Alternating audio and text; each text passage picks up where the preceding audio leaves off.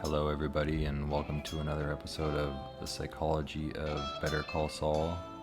Today, I want to talk a little bit more about Gus Fring and something associated with the first video I made on him about obsessive compulsive personality disorder. And I'm going to focus a little bit more on the compulsive checking that Gus engages in and trying to understand what that behavior is motivated by. Before I get to Gus, I want to talk about this couple that we see at the beginning of episode 4. And I just love this introduction. It's something that the writers of Breaking Bad and Better Call Saul do such a good job about in presenting these offbeat characters that are almost as complex as some of the characters we see as the main characters in the show. It makes complete sense why Gus would choose these two individuals to be the front for his house, because they operate in a very similar psychological manner. I would say what we're seeing here with these two is a primary form of compartmentalization. It's a couple who seem to play by the rules in everything that they do, and it makes sense that they're so against like the color red on their neighbor's house. They're very concerned with conformity, fitting into social standards, doing things by the book, but at the same time, these are the type of people who then tend to hold these secret lives that no one else knows about, and which strongly go against those social norms that they're presenting so well to other people.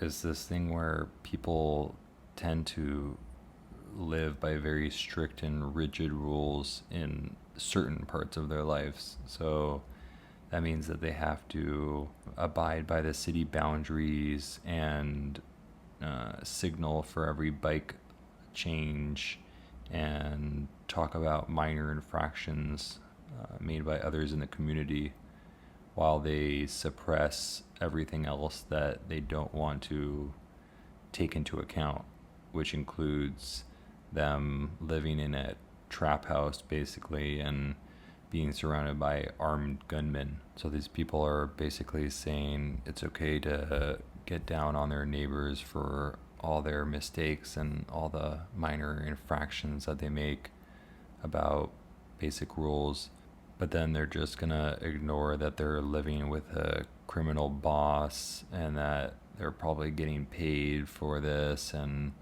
that they're doing all this other shady stuff. That all that stuff is okay, but the painting the house red, that's not okay.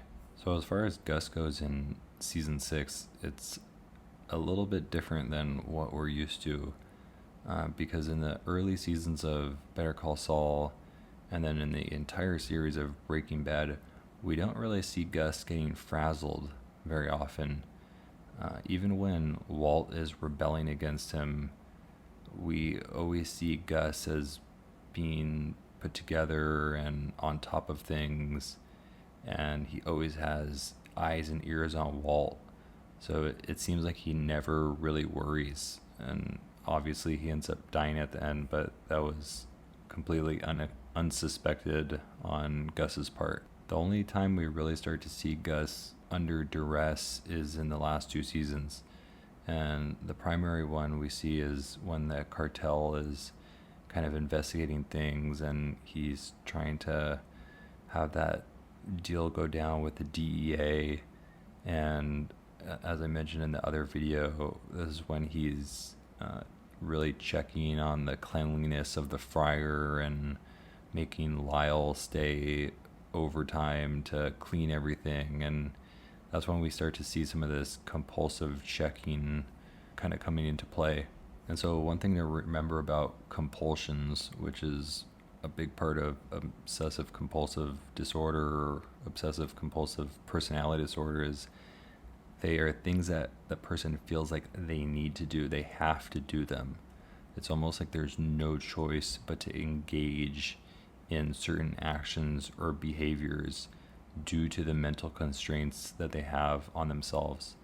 And we can think about compulsions as a way for a person to subdue underlying anxiety about life or different situations that they're presented with. And so the compulsions start to come on pretty slowly with Gus in this season. In episode 1, he's pretty confident. It seems like he's calm and believes that Lalo's dead, but at the same time he is needing more evidence and proof, and he's not ready to kind of give in to what he's being provided. And then in episode 2, we see him looking at the crime scene photos, and he's trying to ensure Lalo's death, but he seems unconvinced. And this is when we are starting to see him checking and double checking the facts of the story and seeing those compulsions starting to really come through. And the interesting thing in these scenes too is that Mike is one of the most careful people in this show, and yet Gus does not believe, or he can't take Mike's word for it, because Gus is 100 times more careful than Mike is. And it's a good contrast to show how extreme Gus is in comparison to Mike. And then this part of this episode, when he goes to grab the glass of water and he knocks over the glass, it's such an interesting moment, and it's so telling of what's going on internally with Gus. For anyone else, this wouldn't matter. It wouldn't be a big deal at all. But for Gus, who's extremely careful and precise on everything he does, this is a perfect indicator of what kind of emotional distress he's going through at that time. Then episode 4 and 5 is really when we're starting to see Gus kind of unravel a little bit, or unravel as much as he can. We see Gus go home, and he's entering into this house, and the music that they play while he's coming in is so depressing, and it shows this man who's living a really sad life. He walks around the house and he's just engaging in all these rigid behavior patterns. He turns on the lights, he's changing his clothes, ensuring the orderliness of his closet, checking and rechecking the holster of his gun. Everything is automatic. Everything is robotic. It seems like he really has no choice in his everyday actions. And like I said, it's so sad to see, because this guy is almost under control due to his underlying anxiety and the need to keep checking these things and ensuring things are in their place. And it's almost like he can't live without doing that.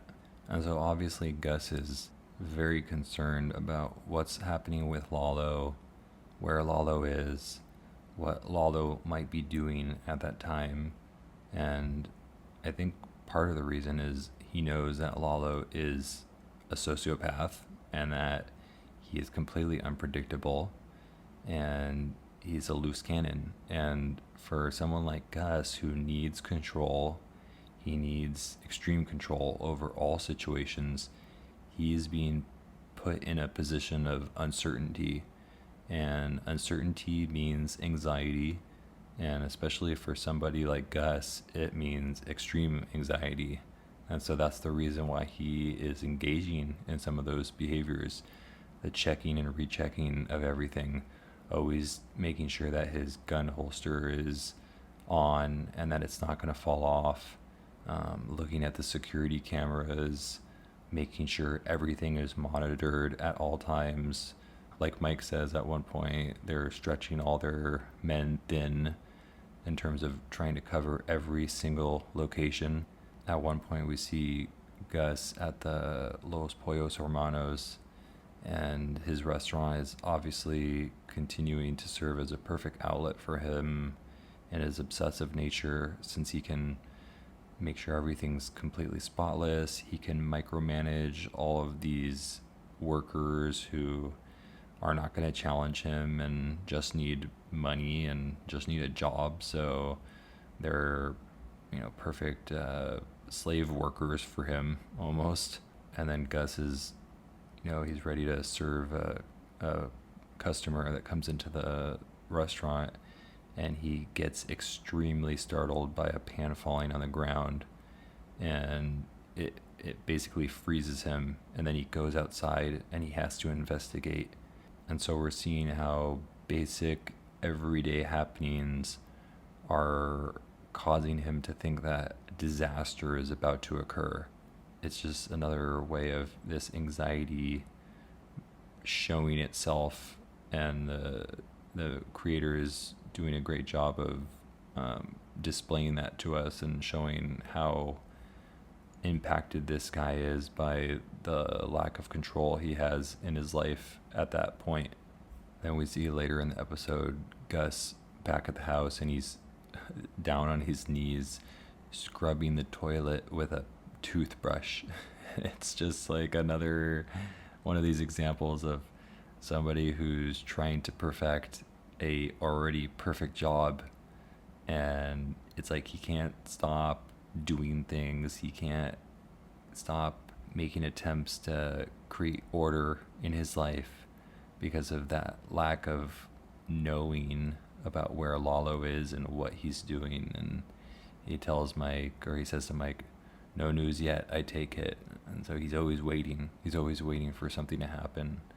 Sounds like such a horrible life to be in. Maybe some people might envy Gus because he has all that money and he's the head of these operations, but we're seeing a guy who can't rest, and he can't allow his mind to ever be at ease because he needs to be on top of everything at all times. And I'm sure there's a lot of people like this who, even though they might have everything and they might be in a lot of positions of power, their life is probably miserable at the same time.